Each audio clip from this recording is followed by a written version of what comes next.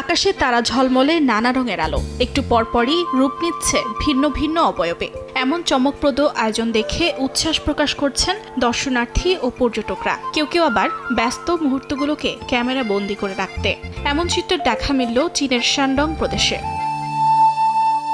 চীনের 9 দিনের বসন্ত উৎসবকে ঘিরে দেশটির বিভিন্ন শহরে আয়োজন করা হয় বৃহৎ ড্রোন লাইট শো। দক্ষিণ পশ্চিমাঞ্চলের ইবিন শহরে একযোগে আকাশে উড়াল দেয় 5,000 ড্রোন। রাত নামতেই আলোর সমন্বয়ে তৈরি হয় নানা নকশা ও প্রতীক, যেখানে ঐতিহ্যবাহী চীনা সংস্কৃতি আর অত্যাধুনিক প্রযুক্তির মেলবন্ধন করা হয়। পূর্বাঞ্চলের জিনান শহরেও দেখা যায় একই আয়োজন, যেখানে প্রায় 10,000 ড্রোন 20 মিনিট ব্যাপী আকাশ জুড়ে তৈরি করে বিচিত্র সব বিন্যাস। দর্শনার্থীদের করতালি আর উচ্ছ্বাসে মুখর হয়ে ওঠে উৎসবের রাত।